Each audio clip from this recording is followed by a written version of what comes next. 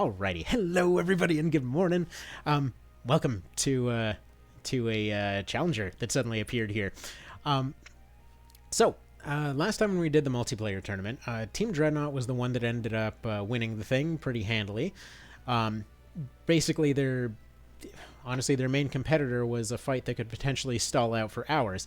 So, in this particular case, we have a team that has been submitted to give them their fair shakes here. See if this continues to hold up. Now, I will say, as far as the general graininess of the image that you're seeing here today, just know that it's kind of unintentional.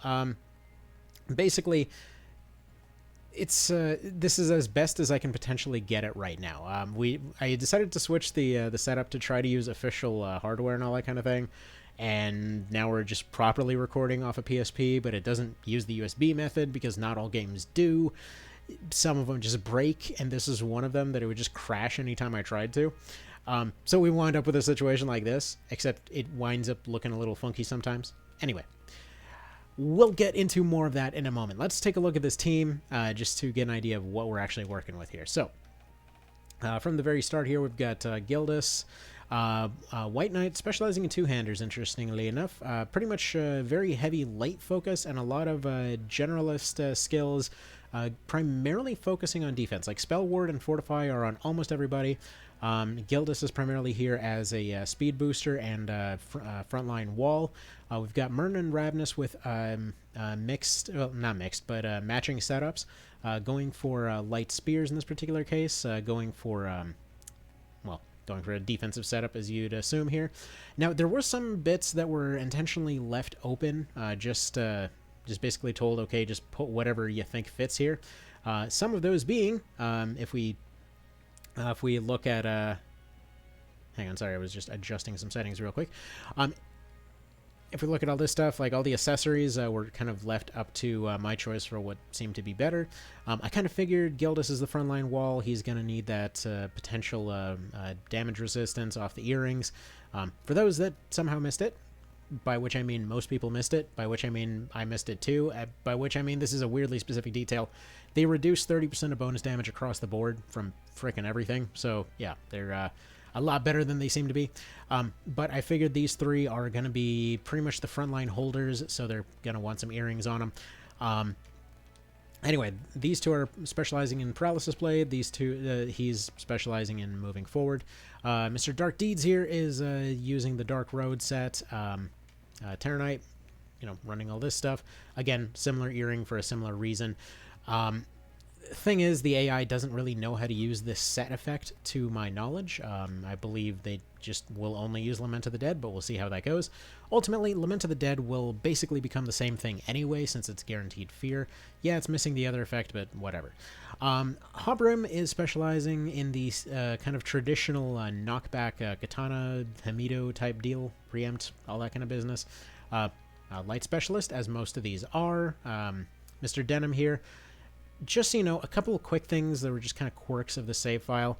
I didn't want to go back and redo the entire save file, do an entire new run just for, one team. So, just ignore the name. He is just Denim. Additionally, for whatever bizarre reason, apparently I have screwed around with so many things on this file, switching back and forth between the two versions, that he permanently cannot learn Tactician 2. I don't know why. It's the weirdest freaking bug. It won't make any difference in this fight whatsoever, but it's just a thing, just so we're clear.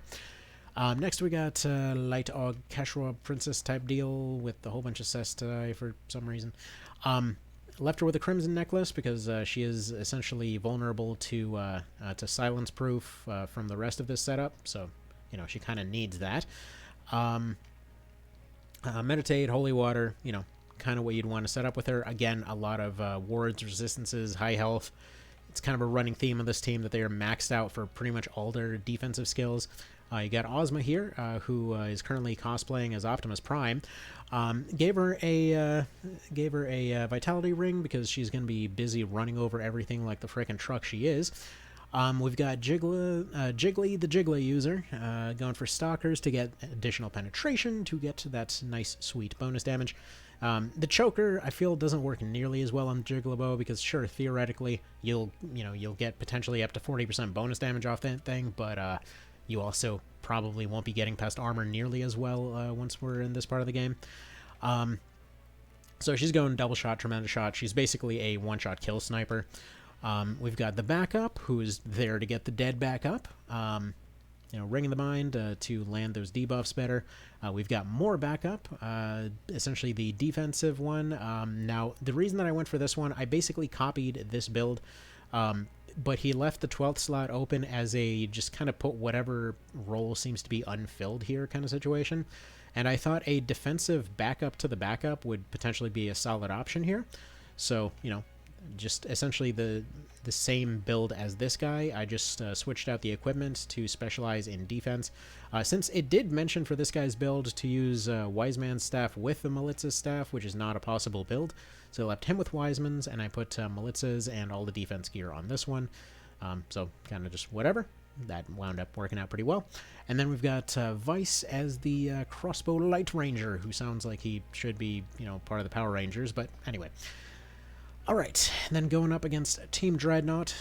Let's go ahead and get this thing going. So, versus the other teams, I had them fight against Lotus Knights. They did win against the Lotus Knights. It was close, but they ended up taking it. Versus Ogrely Filthy, though, they did end up losing, though it was very close. It actually got down to a 6v6, and then the Enforcer did as the Enforcer does. For anyone that missed the first video, essentially the Enforcer is a Terror Knight running the Fire Crest and a light crossbow. Now, essentially what this becomes is a unit that essentially runs straight in. They're given a melee AI. They run straight into the front line, they terrify everybody, then they use a light crossbow to pick on weaker units, as well as sit there tanking hits to build up TP in order to use a death whale to one-shot kill anything that's around them. Because they've essentially got the Ogre set, they're running the Ogre set on top of all this filth, they are ridiculously sturdy. Just basically the best, more or less the best kind of armor threshold you can, well, not even threshold, they just scale down damage to frickin' nothing. So Strengthen has basically no effect on that unit. It's utter insanity. But basically what happened is, yeah, they got to the very end there. It became a 2v6, and so we've got Stinker, that's the invisible Guardian Force user, that was just sitting behind her the entire time, absorbing damage and then healing both of them. That's why that team is called Ogrely Filthy, because the rest of it is just there for those two to essentially set up and completely ruin their day. It's a ridiculous turnaround team. But anyway, so they lost to that, but it was close enough, and I did say that essentially 2 out of 3 wins would kind of take the crown here, as it were. So we'll see if these guys can do it. It's definitely a solidly built team. I do like the combination of uniques and zombies here. It's a nice mix of different stuff. The dogs are... I think the neighbors just let their dog out, so I apologize if you hear the dog barking. There's not really too much I can do about that, since essentially by the time that I go there, tell them to stop and come back, they will have already decided to start barking at something else. So there's literally no reason. But yeah, as you can see here, Ozma can deal almost 700 to a completely maxed out unit. Like I said, she's role-playing as Optimus Prime over here. She's gonna be absolutely wrecking stuff. But the thing is, for all of her strengths and everything else, unless she has Intercession up, which is on her skill list, again, very solidly built unit, but she essentially has to be able to resist everything along the way. Yeah, Knight Commander still can get petrified. So just so you know, stuff like Petrify, Shackle, Bind Stop, as you're seeing here, this is part of the reason that Dreadnought has been how it is. Because they've got a lot of debuffs, they've got a lot of survivability, and essentially they'll absorb completely lethal damage over and over and over. They're essentially the team equivalent of, like, old-timey friggin' dictators and stuff that would drink poison just for the purpose of trying to become more immune to poison and then accidentally overdo it and poison themselves like geniuses. But what can you do? I mean, in this case, they don't really actually poison themselves, but you get the idea. Now, let's talk about this grainy video quality real quick, because you might notice, yes, it's spotty, it goes up and down, it's got some flicker, it's got some stutter, and for that I apologize. But here's the kind of situation on how all that went. So, I used to do all these videos on a Vita, and I'm actually very strongly considering going back to switch over to a Vita again, for a couple of reasons. For one, I've got a couple PSPs sitting here. You know, I wanted to do everything off original hardware going forward, but like the thing is, like this quality is not ideal. You have to go through a lot of steps to make this work, right? Essentially, I needed one adapter to connect to another adapter to connect to a video output thing on the computer to bring that part up. And then on top of that, we have situations like situations where it can't actually output at its normal, output type stuff. It's supposed to do 1080p and 60 frames per second. I think because it's an Amazon special, it probably can't actually do that. Again, because you can tell because of the stutter. Okie doke. That was unpleasant. Had a little bit of a situation there. Had to have some tea. Anyway, so when it comes to, this output here, it's supposed to do 1080p 60 FPS. It can only do 30 and 720 realistically here. It feels like it's just very slightly off, and it's doing it for reasons I can't quite tell. Because, well, truth be told, it's like it's a low-end video capture card. That's mostly what this comes down to. But going and upgrading this capture card to a different one would effectively be about a $160 investment for the upgrade, and have to go return this one and all that kind of business. And yet this one works for the Switch and PS2 just fine, but then the PSP comes up and it's like, oh crap, I can't handle this graphical intensity. So, that's kind of whatever you call that there. Bit nuts, but what can you do? Now, the reason I was doing it off of Vita for a while is because it is incredibly convenient. Essentially, you just plug in a USB cord, you plug in an audio cord, and there you go. You're good to go. Did it occasionally jank out? Sure. But the more that I think about it, it was honestly worth the jank. It's especially sad, again, because PSPs are literally the same price as Vitas. So I could go get 2 Vitas for the price of this current setup. So the cheap part of the brain is just like, go do it. That's actually part of the reason that I've switched back and forth between Vitas and PSPs so often. It's like every time I play a Vita, I'm like, this feels like a premium device, but I need more jank in my life. But yeah, and also you can't really fit it in a pocket as much. Though that being said, the schedule has gotten so insane these days that, quite frankly, I carry the PSP with me everywhere, but I never have time to actually play it. So like, most of these teams are exclusively being put together in the bathroom. Do with that information what you will. But again, it is what it is. Like, it's just like, it's in my pocket. I go and do some laundry, sit for a couple minutes, do, I don't know, part of a map for suboptimal or something like that, and then go to, go back to dealing with whatever the kiddos are getting into now, or go and redo one of the rooms, or go and do some stuff out in the garden, or go try to figure out more stuff for the pool, or, well, I say figure out. It's more like my wife knows everything that we're doing, and I am essentially trying to follow those orders. Because, again, she's the one with the plan. But it is what it is. Also, man, this Bewitched Terror Knight is just absolutely rocking them right now. Holy crap. Yeah, that's not a good look. The uniques going down are... Oh, crap, I didn't even realize Ozma's Bewitched too. Yeah, they... Oof.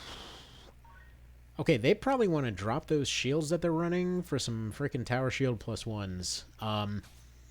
Because, yeah, they need to... They really badly need some charm immunity on those heavy hitters. Jeez. The Aug Light is nice. Yeah, again, Tower Shield +1 I think is probably one of the stronger shields just for that alone, because yikes. But anyway, my point in all of this is just... yeah, I don't think we're really getting much out of this PSP setup in the long term here. As much as I love this little device, I I think it might finally be time to let it go. I say again for the third time. Dang it. It is definitely hard to let go of such a cool device. But either way, we'll do as we do. The kind of funny part is when I had originally gotten this setup going, like part of the thought was just everything will be more legit. It's all of proper official hardware. I don't have to technically put stuff that didn't have a UMD release on the Vita, but I don't know. It just doesn't feel like that's really getting us much, if that makes sense. But let me know what you guys think. Like, I should probably put a vote up at some point or something, because honestly, it could go either way. But oh well, let's see how this fight's doing, because I can't tell. It's hard to tell through the pile of zombies. So we've got 3 uniques down over here, so 3 perma losses. I don't know if Dreadnought's taken any full losses yet. 1, 2, 3, 4, 5, 6, 7, 8, 9, 10, 11, 12. So yeah, Dreadnought hasn't taken any perma losses yet. I will say, actually, as an interesting note, the only test I've really seen go anywhere for this before was because this is like the second time actually recording this, was because the first time I forgot to turn on the skill cheat thing, so the uniques had a pretty massive advantage on actually having skill ranks, but it still was pretty close. I do think that I mean, I'm leaning towards Dreadnought winning, but this can still very, very quickly turn around, because that is a lot of down zombies. They just have to lose those Bewitched units. Like, Bewitch is crazy strong. Tainted Love is one of those things that, like, it's so far down on the list, and you'd probably almost never use it as a player, but just, like, when the AI sees it, they're just like, yeah, I gotta exploit the hell out of that. So, that's fun. But, yeah. Gildas, in the meantime, I mean, he's doing what he can. Those debuffs have landed for an incredibly long time. Again, Rings of the Mind, for, like, if you didn't know, debuffed time, at least in the original version, scales off of Mind. So if you have them stacked for Mind, they can get some really, really long-lasting debuffs. I love when that's like variable time applied to status effects is actually a thing that's like a mechanic in the game. That's actually one of the things I've been really loving, like with Felseal there, because I've been going through it again on Switch now, and it's like you specifically have, for example, permanence and resilience. So you can put permanence on somebody to essentially give them the mind effect from this, or resilience in terms of basically having it last 1 turn less. And it's like, you look at it and it's like, well, this seems really minor, and then finally you're in the middle of a fight and you're like, good lord, I wish I had that. Like, that would have completely changed this fight right now. Oh, there we go. There we go. All right, we're seeing some movement. Wait, no. Sorry. I thought that was Banish. Ignore me. All right, this is still continuing not to go terribly well for the dunkers here. And yes, I did call them Jordan's dunks because basketball. I'm sorry. I had to. My dad was always super obsessed with basketball growing up. Every time I see a basketball joke, I gotta make it. But yeah. Alright, Slimmer Shot. That looks pretty close to a one-shot. See, like, if they got a Heaven Judge in that pile right now, it would absolutely change stuff. And I can't tell whose is whose. Yeah, there we go. There's the Erasean. Alright, let's see some... There we go. There we go. Now we're seeing a good turnaround. There we go. Alright. Now they're petrified. Yeah. Apparently they have 0 resistance to petrification there, even with the spell ward. I believe their spell ward only goes up to 2. Yeah, Jordan's team definitely pulling a turnaround here. Actually, a bit of a side note. These walls, they usually have the flag up for the faction that currently holds it. I do appreciate that they're just stone slabs right now. Let me double check on that spell ward. Yeah, they only get spell ward too. So, just so you know, if anybody has like, for any future teams on all this kind of thing, think of it this way, is like, when there's ranked skills, when they get to this high end of a thing, it's like, if they have 4, they effectively have the skill. If they have 3, it could potentially be useful if they stack the buff. if they have rank 2, except for something like Fortify or Resistance, where it's like actively reducing a overhead number that could be fatal into something that might maybe not be, they might as well just not have that skill. So like Spell Ward 2, Dodge 2, that kind of thing, they don't stretch far enough to be able to effectively stop what they're meant to be stopping. In most cases anyway. Like if it's a fringe case where something is, has low odds to hit, but they're still doing okay because stats, it'll help in that case, but those are usually not worth wasting a slot on. Because you actually don't realize how much, like for anyone that hasn't tried to put one of these teams together before, you never feel how limited those team slots are until you start trying to put them together. And then it's like, okay, there's like 6 more skills I need to put on here to make this build work, and I'm already, out of skill slots friggin' 15 ideas ago. So how do we make this work? It's like, okay, we replace the proofs with equipment, we can boost some Ogs over here, we get rid of this double attack and go for more of a tanky setup. That's actually one of the reasons not a lot of units end up running double attack in this particular scenario, just because, yeah, you're going to be running into that problem where double attack taking a slot is a way bigger problem than it seems, because it's just simply not, like, if it isn't enough to boost somebody to like one-hit kill range, which is going to be almost always, because unless you, for example, can combine one AUG, in which case you're basically going to have to be running multiple weapon types, or you can, combine one weapon type, but you have to run 2 AUGs or something. So it all just becomes who can dedicate to what. But anywho, yeah, how are the numbers looking right now? See, like I will say, if this image quality is acceptable to people, I'll stick to this just for the sake of it's running off a PSP. This is neato. Someday maybe I'll find a capture card for cheap enough that we can get to its proper visual output, because the actual output from the PSP is fine. It's great. On a TV, from the capture card, it looks a bit, I don't know, like ass. Anywho, let's see. 1, 2, 3, 4. I don't know why I'm even counting this. Of course there's 9 left. Why wouldn't there be 9 left?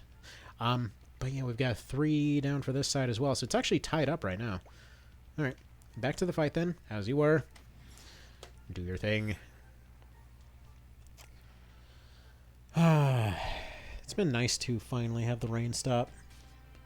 It's like we've kind of had non-stop rain over here, so a little bit tired at the moment because I went outside to go do some stuff out there, and it's trying to completely like hoe and rototill a garden does not seem like it's that much of a thing until you start doing it.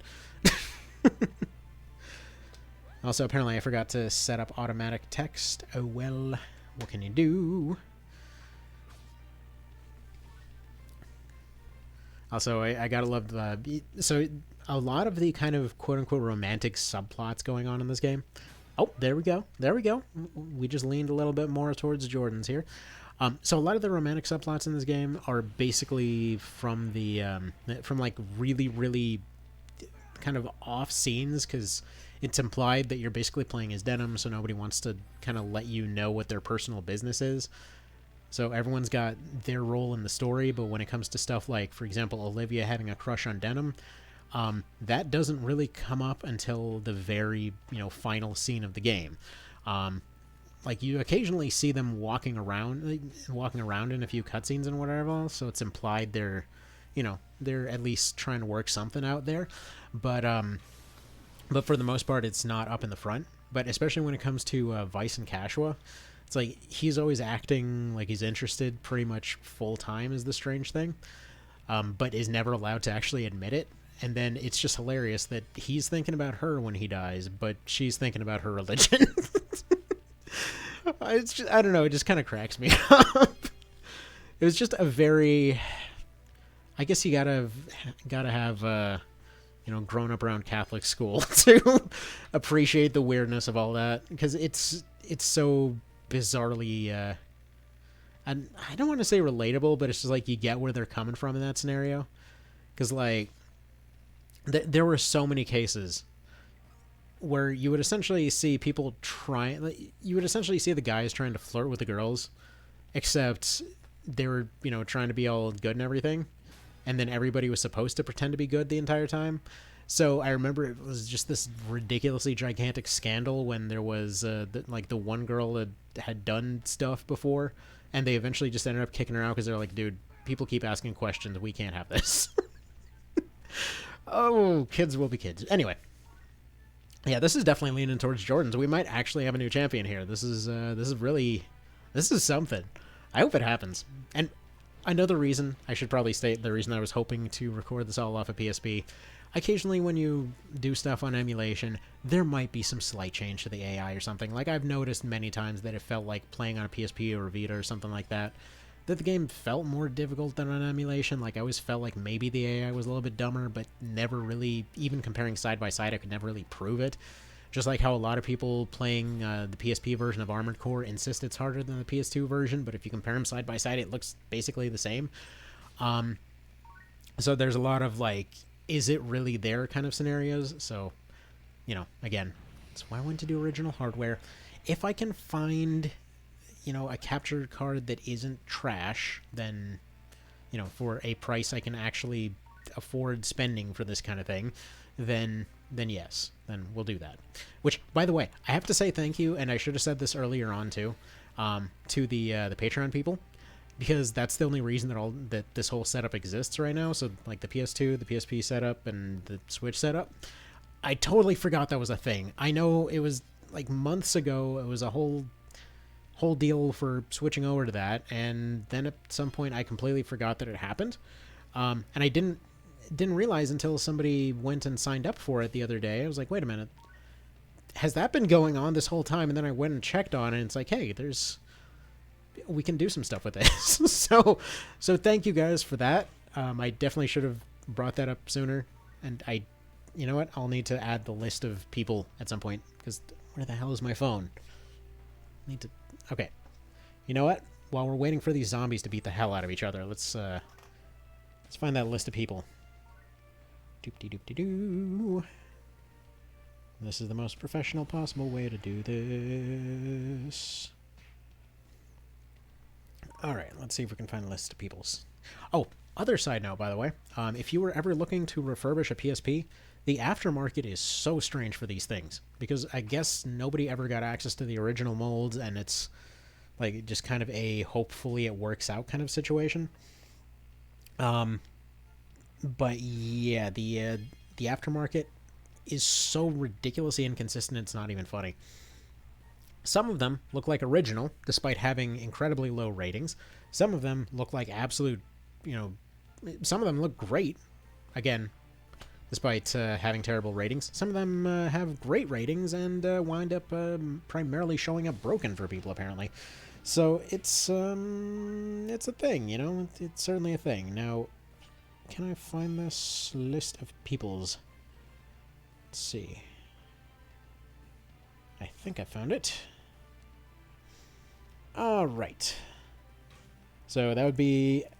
How the hell do I even pronounce this? It's Mr.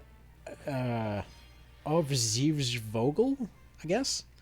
Dagar Jumstrike, some biscuit name, and Mr. Vale, who, let's see, we're currently... I feel like there were more. I think there were more last time. Anyway, point being, thank y'all, is the thing. Because, yes, now we can make this stuff happen. And yeah, if by any chance you happen to know of a, you know, HDMI kind of input video card that is not insanely expensive that would work for this particular kind of setup, please do let me know. Yes, I have looked at Elgato's. It seems like their price ranges and, well, reviews on whether or not they even work for this particular setup of devices is kind of all over the place. So it's firmly in the, well, I guess good enough category right now. Actually, for the sake of comparison, I think we'll go ahead and turn on PS2 back here. Let Armored Core 2 boot up. Man, that is a loud and crunchy noise. I'm sure that laser isn't long for this world, but anyway, we'll just kind of leave that there for the moment, just so we can compare what the visuals look like. You gotta love that old-timey crunch. Though I am excited to do all of that PS2 type stuff, you know?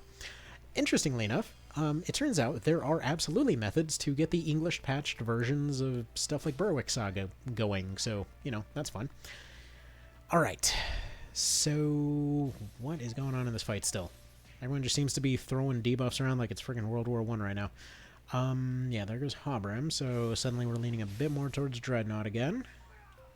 I've got 2 barricades down from the Rune Fencer, so this is actually part of the reason that I like keeping that Fencer on the team, just because they make a mess, you know? Every now and then they just prevent melee units from doing their high damage, because they are the only ones that can consistently still do insane damage aside from Jiglet and Snipe users. They usually have to give up a ton of defense to be able to do that. So Ozma is still holding up really well. Murden and Gildas are still holding up really well. Evangel over here still hasn't been touched. Trafalgar is still being a brick. Oh, no kidding. He actually took out both their Ozma took out both their necromancers. Okay. All right, so they are drastically slower then. So it actually is basically going to come down to just Evangel and Trafalgar and how long they can hold out then. Because if their bulk holds up, then they should be fine. I mean, nobody can even target Evangel until everybody else is fully exercised anyway. So that's basically bordering on cheats territory, to be completely honest. But we'll see how that ends up panning out. That's part of the reason that the Stinky set is kind of ridiculous. Because it's just, I mean, the fact that, again, every other unit on the map has to be completely wiped out. They can only get hit by AoEs. So you can see some absolute cheese potential. And yeah. And actually there's somebody running that kind of setup is probably going to be one of the best candidates for, say, something along the lines of HP infusion, because they can deal with the fact that it comes with a massive speed penalty, because it doesn't matter. You know, they'll just be back later. They probably would have done more damage with a regular hit than a Rending Gale there, but whatever. AI's going to AI. What the hell is he doing? I just hit... What? Okay. So, interesting effect from Frighten, then. So, yeah, if you didn't know, Frighten basically moves thresholds, like, down by about 20% or so. Basically what this means is he loses about 20% of his penetration potential, and loses about 20% of his potential armor here. Now, he's got maxed out crossbows with 2 ranks above max, and yet still, despite all that, so that should be 40 bonus added to this crossbow, so making it 137.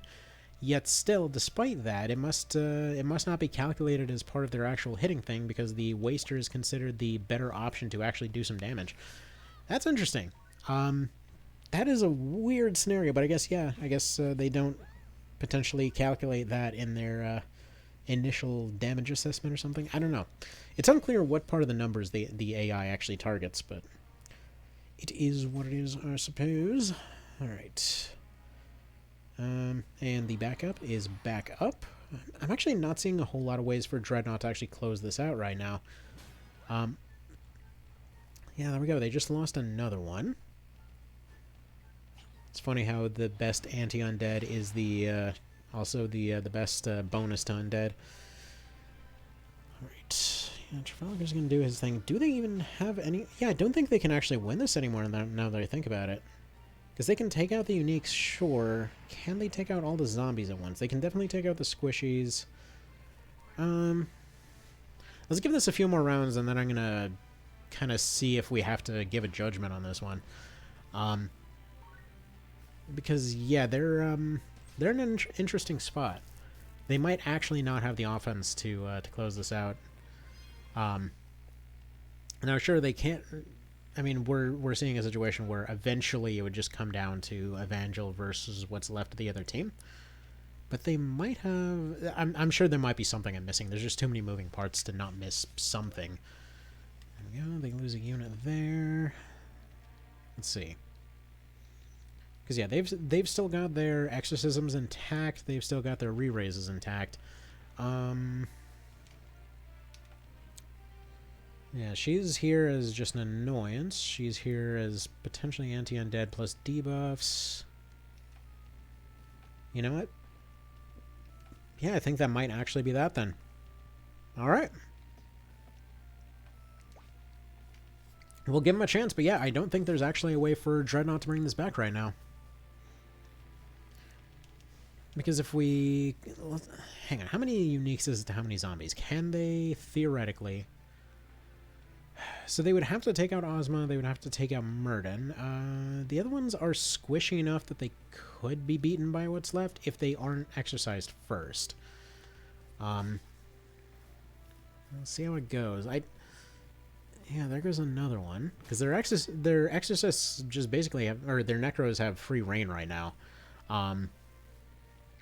Because they're not really accomplishing very much. They can down units, but they specifically have to be able to down Ozma if they're hoping to get anything done here.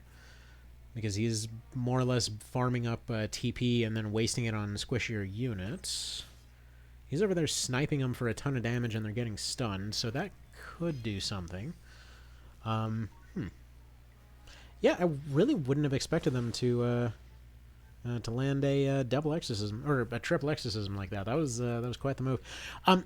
But yeah, that's why the Eraser's called the Eraser. You know, well, okay, it's called the Erasean, but still, that's why I like calling it the Eraser. It's perfect for those kinds of scenarios, and it was a solid way to utilize the units there. Now, personally, like I don't think you could really do better than putting it onto. Ooh, and they even lost her Falger now. Interesting. I don't think you could do better than putting it onto Ozma there, because that is a really solid choice. She's getting a lot of frontline pressure against a unit that is very likely to be fielded, while essentially having a ability that's outside of her normal moveset. I'm not sure what having Divine Magic is doing for her, though, because you mostly get harassment and restoration out of that, which, by the way, way to waste a Death Whale. Wow. But it might actually be worth... Huh. I wonder if she's got... What else she's potentially got access to. I'm trying to think what that could potentially be replaced by. Like, maybe a parry or deflect or something, because she's already pretty bulky. Because a chance move like that, given how survivable she is compared to everybody else, you'd probably only have counterattacks coming in more than likely. So probably something like a parry. And melee units are more likely to be the main threat towards the end of a fight. So, essentially having that parry there, you know, getting a few lucky parry hits, leveling that up over time, probably could... well, Murden and Ravenous, they're doing an okay job considering their job, but I feel like they need... They need... This is one of those few niche cases where I think a stun resist might actually help them. Namely, like, go a Bronze Helm +1 and then a stun resist skill, which would essentially become, well, stun immunity by the end of the fight. But it's just... I figured the best candidate for the Azure necklace was going to be Haberim, since he basically would be useless if he didn't have that, which he wasn't contributing much anyway. So maybe replace him with a Fusilier or, you know, something else just kind of generally reliable like that. But yeah, the spear, like, really all that the spears were lacking is some way to get out of mobility traps. Potentially... I forget what white knights have access to kind of weapon-wise, but I wonder if Paralysis Blade works... How is it phrased? Let's see, I wonder if they have access to sidearms by chance. Let's look this up real quick. Because that'd be... I never really thought of using a White Knight as a skirmisher, but that actually could be a pretty interesting build here. And it kind of lagged there for a moment. And yeah, there's the unit I'm looking for. Do you have is White Knight? Okay, no. They don't have that. What about crossbows? Okay, so they do have access to crossbows. Now, how is that skill phrase? So it's just plain old Stunbringer. So yeah, give them Damask crossbows. Give them, I think not Aspiece. Which one? Pelta +1 or... Yeah, probably Pelta +1. Give one of them the Reaver Ring. Maybe give the other one the like Stop Resist or something like that. Could be a nice little optimization there. Basically, they still keep their ranged potential. They still keep their damage potential. They lose out on some of the basic hit potential. By some of, I mean most of the basic hit potential of their pikes. But they also would essentially gain an insta-kill. They would gain one full immunity and either another full immunity or partial immunity out of that. So that could potentially help a lot there. Dark Deeds guy wasn't doing very much, but then again, he's also still around, so whatever. You know, he's serving well enough. Pretty standard hammer TK there. Pretty reasonably bulky so far. But yeah, we have a new champion. I love it. I love it. So, let me know what else you guys potentially have in mind here, because I want to see how ridiculous this can get. This was a nice mix of combining the zombie meta and some of the more unique things coming out of the unique classes. Specifically, like, Ozma was the main one, absolutely just thunder crushing it over here, and that the Racian build on top of the Ogre set, very solid. I mean, it, again, very traditional, but very solid. Again, really reminds me of the main character from Velseal, since their whole shtick is, you know, going kind of going both the kind of split both ways there by the end. It's kind of a, there's not really a whole lot of story I even remember out of that whole thing, but it's just kind of a neat concept. Anyway, whatever. That's kind of situational at best to be bringing that up. So yeah. Congratulations, Mr. Jordan. And I'm going to leave your team as part of this list here. So now anybody submitting a team will essentially have to beat Overly Filthy, Dreadnought, and Jordan's Dunks, which I hope you don't find that name annoying over time. So there you go. That'll be that. You guys have a good one. Take care. Oh, actually, I meant to show what I was talking about with the PS2 thing real quick. Hang on.